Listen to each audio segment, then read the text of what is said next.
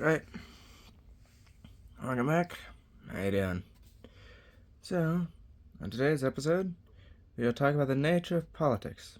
And, given the current drama unfolding in the US government, we will also talk about populism. Now, real quick, let's establish some terms. As Americans, generally speaking, we tend to use words like liberal and conservative as synonymous with left and right. However, that is not accurate to how those terms actually are used in, politics itself. Conservative just means they wish to preserve or conserve something, fairly straightforward. However, liberal is in reference to liberalism, an idea from the Enlightenment best defined by its three main principles: liberty, equality, and fraternity. Yes, that's the French motto, and yes, they are the ones who really carried liberalism into its modern form. Leave it to the French. So there's also progressives, who are not inherently left-wing, though they are very much common on the left. To have a progressive mindset is basically to constantly want to keep pushing.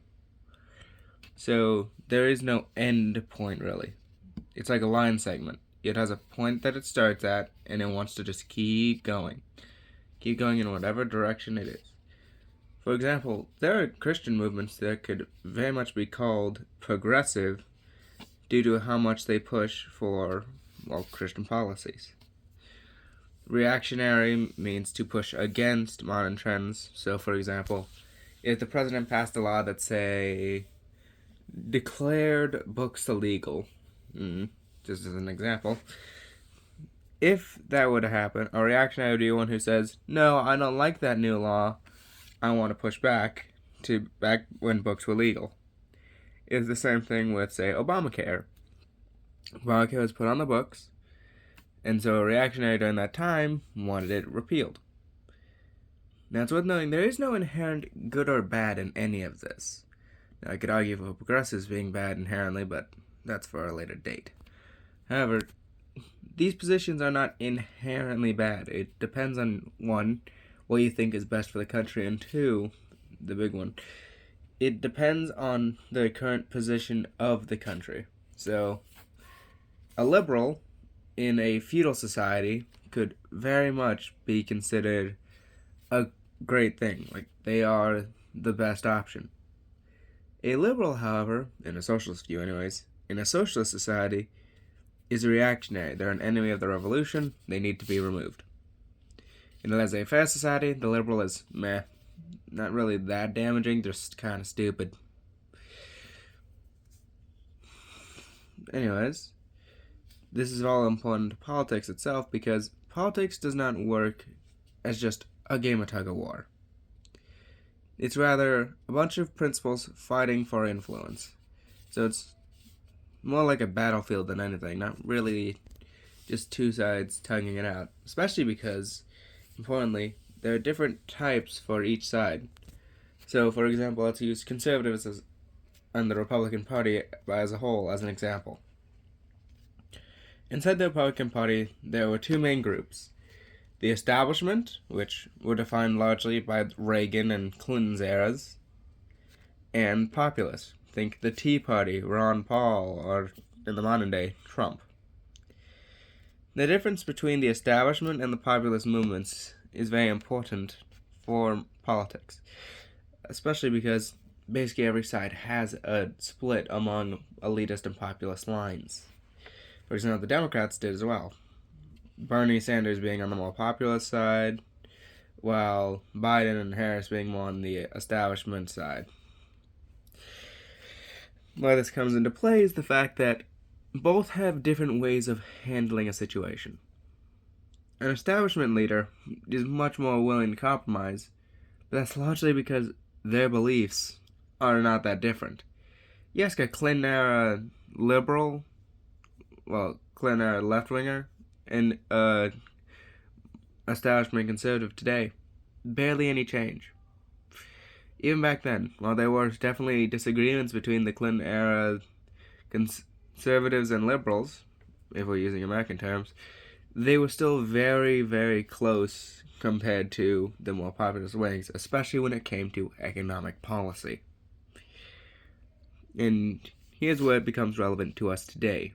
People are talking all about Trump and Elon beefing over the big, beautiful bill, whatever you want to call it. I just call it another piece of Trump-era legislation, but I don't really care. See, populism is interesting as a movement because it relies on a hatred of the elites, or at the very least, a combativeness with them. The populist position is essentially those elites are pushing policies that are causing problems with the country. If we remove the elites and let the people run things, however you view the people and that entire situation, things will be better. The issue comes when you start running out of elites. For example, after U.S. aid was diced and a lot of other policies were passed, well, I should say executive orders, but still, back to the point. After that happened, a lot of the elites were essentially sidelined because the establishment politicians couldn't really do much against Trump because their best option, compromise, was jeopardized by the fact that they were dealing with populists, so they were essentially pushed to the side. Issue is, what are the populists going to do now? For the populists, what was their main enemy? The elites. Where are the elites right now? All right, non-political power. And so, there comes an issue. If your entire ideology is built around defeating the corrupt establishment, those elites, what happens when they are defeated? Well, it's simple. You look out for more elites. In the case of Musk and Trump, that's each other. Truthfully, didn't expect the collapse of the populist front to come this quickly. We'll see if it actually lasts. But it's basically expected that at some point this was going to happen.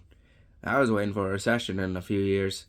But if it happens earlier, the only problem is I'd have less time to actually get things done if I ever get into politics. But that is essentially why populism naturally devolves into essentially internal bickering. Because you need elites, contrary to popular belief. In every society, there will always be elites. There is no question there. Even in primitive hunter-gatherer societies, there's the chief and there's the shaman. People who are above the rest of the tribe because either their experience or their knowledge, in the shaman's case, knowledge of the supernatural, but regardless, because of those things, they are considered above the rest of the tribe. You can find this in every society. In capitalism, well, it's mostly the rich. But, so can important politicians be elites in and of themselves.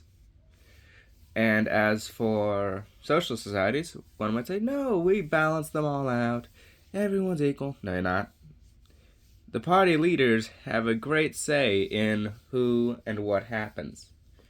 So, if you, for example, take the Soviet Union, prime example here, was it true that everyone was equal in the Soviet Union? No, not even close.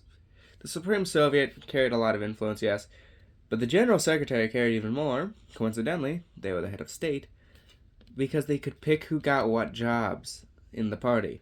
And when you're a single-party state, well then, guess who you're gonna appeal to if you need a job? That's right, the secretary. I don't think we've seen a more successful secretary takeover since HR became a thing.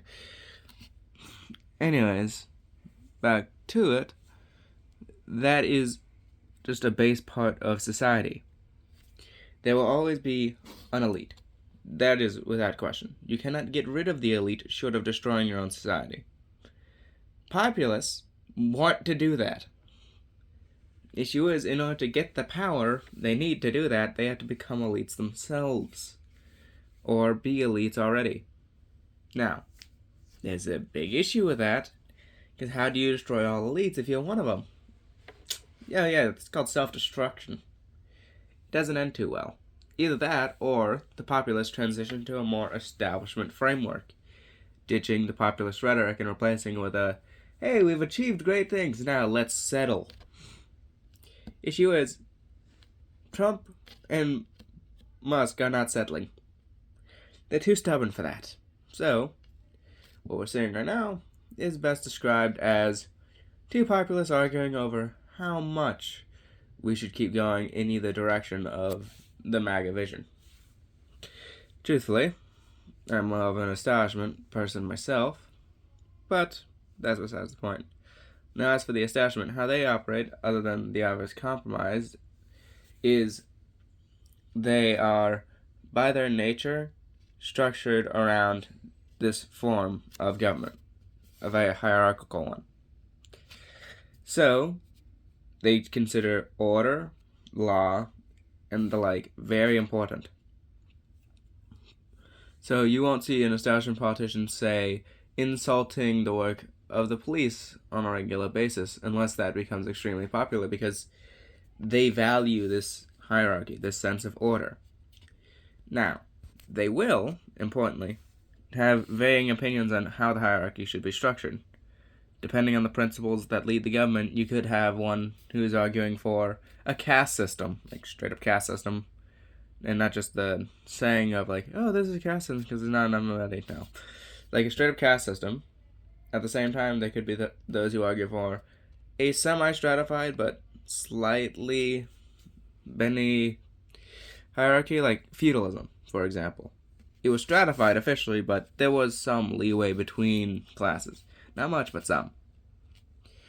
And then there is a modern meritocratic system, which still is a hierarchy. Meritocracy is not equality. Judging by people's abilities inherently results in different outcomes, but for the meritocracy, the image of the society allows for people to go up and people to go down easier. So if an idiot up here does something stupid, they can go down. At the same time, someone who's smart down here can rise. It all depends on how you play your cards. For the elites, they prefer to conserve whatever system of governance they have in terms of their hierarchy. They also generally don't like disturbing the structure of the government, so you won't see the establishment arguing to turn the United States into a monarchy. That's going to be more the populace. Mainly because, well, the establishment likes the way things are getting set up. That's how they get their money. So they generally stick to current ways, and in the case of a recent revolution, like, for example, Germany after World War I, you might see a few establishment figures arguing for stuff like that. But that's about it. You're not going to see them arguing for a completely new form of government. They're going to be something they've already had.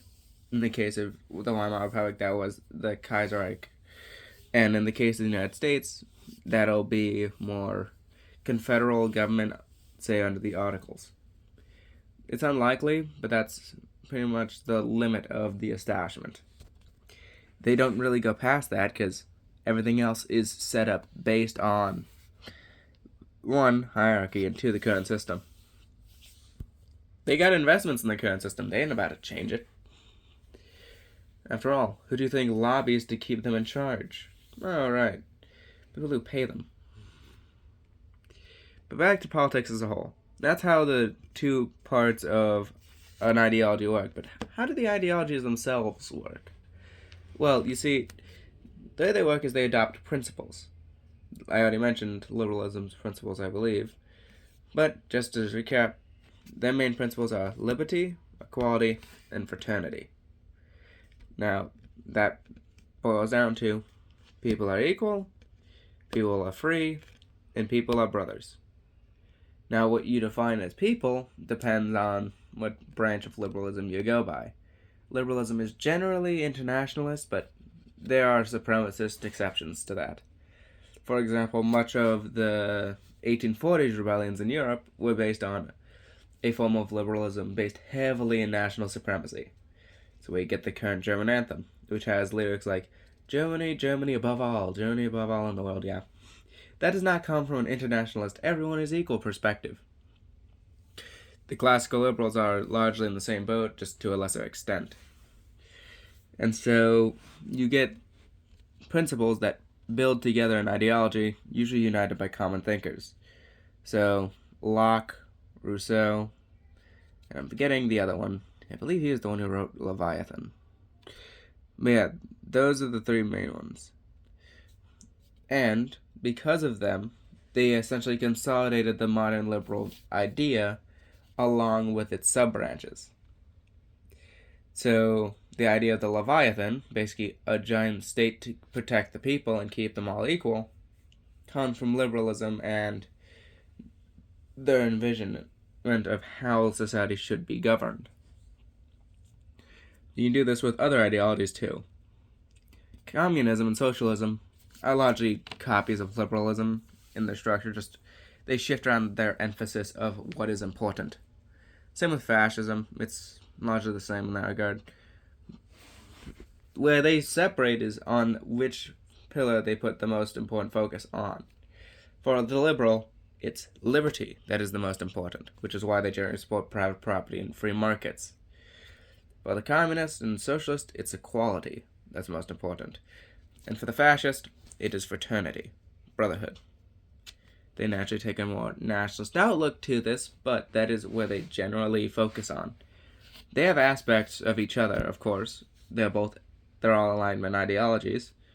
So communists still value brotherhood, they just tend to view it through the worker lens, and they view liberty as the liberty of the worker. Fascists hold a similar thing. It's just liberty of the state and equality before the state that they care about. As a result, despite being very similar in terms of base principles, they are vastly different in terms of how they actually show up. It's the same with a lot of more, how should I put this, anti-Enlightenment ideologies, like Curtis Yarvin's. They got their own principles, and while they can share some with others, it's how they interpret those individual principles which leads to the conclusions of what they propose. So, for example, if you believe in, say, elitism, structure, and order, well then, you are going to naturally have an ideology built around maintaining them. But if someone has similar ideas, but say their interpretation of order is making sure everyone doesn't do something dumb versus making sure everyone's in the right place, then you're going to get different proposals from that. It's the same with my own ideologies. A person largely consolidated them, but the ideas involve three principles: liberty, nobility, and meritocracy. Or just merit. We say meritocracy because it sounds better. In this, liberty of the individual and their private choice is number one. The nobility to act as is appropriate in your circumstance. And finally, merit, judging people based off of how they act when they are free to do so. Those are the main principles of our beliefs. We just scrapped equality and fraternity, mostly because I don't believe in equality, neither does a person. And as for fraternity, we don't really care so much about brotherhood, especially because we're kind of the imperialists who want to conquer everyone. Kind of hard to say, we're all brothers here when you have a gun to their head, you know. But that is essentially the root of politics. It is principles. It's not ideas, it's not ideologies, it's principles. Under what do you hold to be sacred? You could hold religion to be sacred to the state. I would disagree, but you could. And so your principles are going to reflect that. Something like unity, brotherhood, fundamentalism, whatever.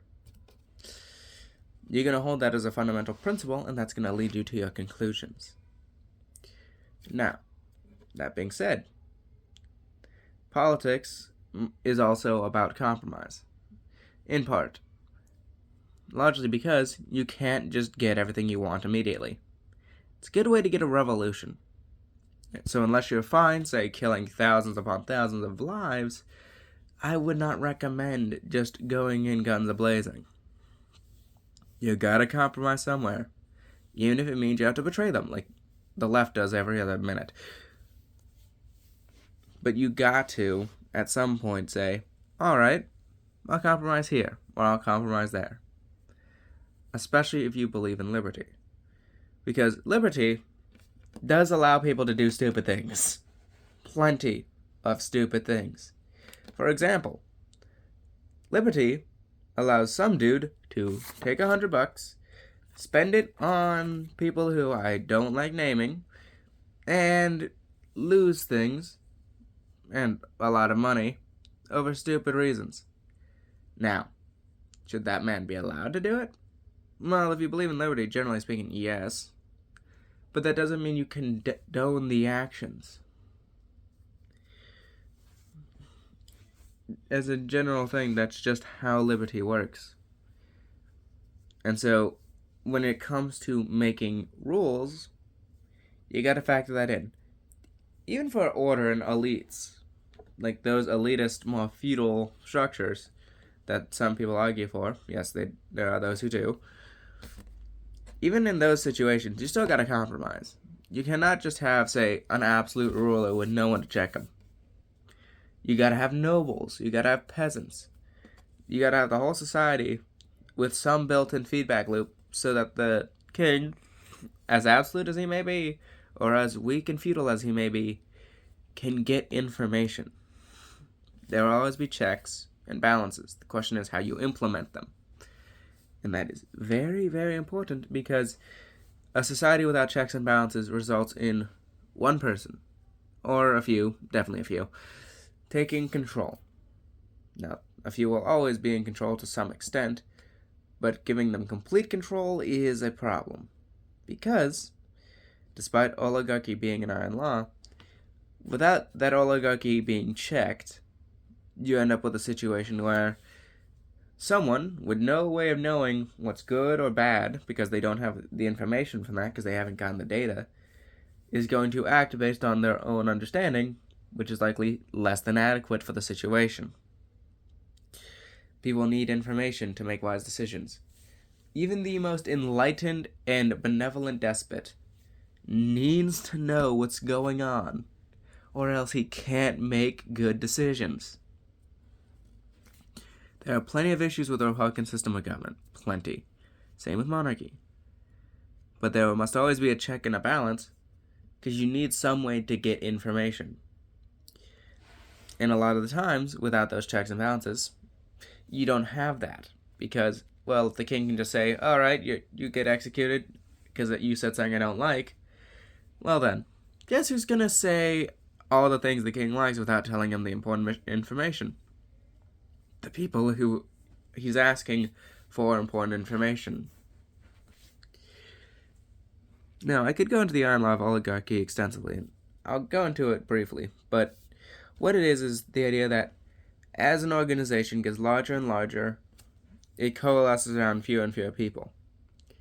Now, we saw this with the Progressive Era to a decent extent. Once the American economy was semi-spread out, there were still trusts, still big business, but there were many other smaller businesses that were doing their own thing. However, excuse me. Right, I'm back. Apologies, I had to sneeze. But, as I was saying, in the Progressive Era, they started condensing them around a few positions. Especially during World War I, where Wilson basically cartelized the entire U.S. economy. It was the food czar controlling the agricultural organizations. It was bureaucrats assigned to manage aspects of the economy who were controlling entire markets. And so, as things got bigger, effectively a few people were calling the shots for the entire U.S. economy.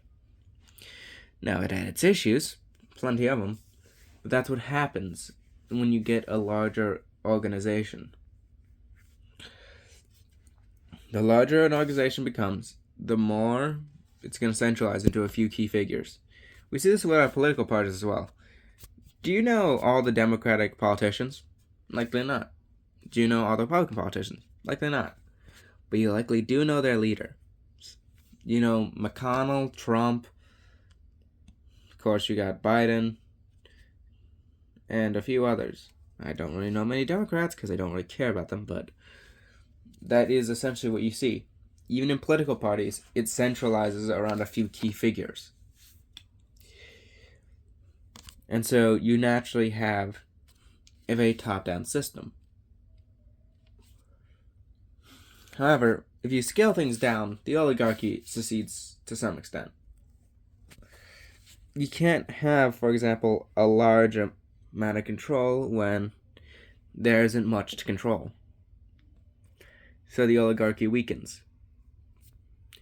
Now, short of abolishing all government, we cannot get to a point where there is no oligarchy.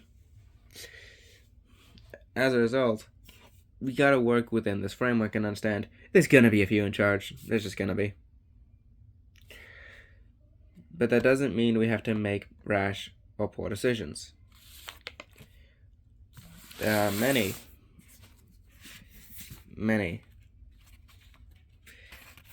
works written by our founders for these express purposes.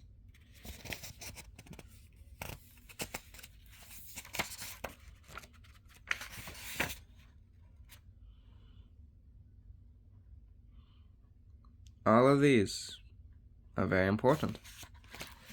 They're important documents for us. And where it stands with this is simple. There are influences. So, even if things condense around a few faces, we still got our legacy and what our duty is to serve the people. Now, the people doesn't really exist as a united entity. It's best described as the majority in most instances where it's used as a phrase. But those citizens of our country, we got a duty to serve them. And so no matter how many hands it centralizes in, all of our policy must take that into consideration. So, what will you do with that consideration?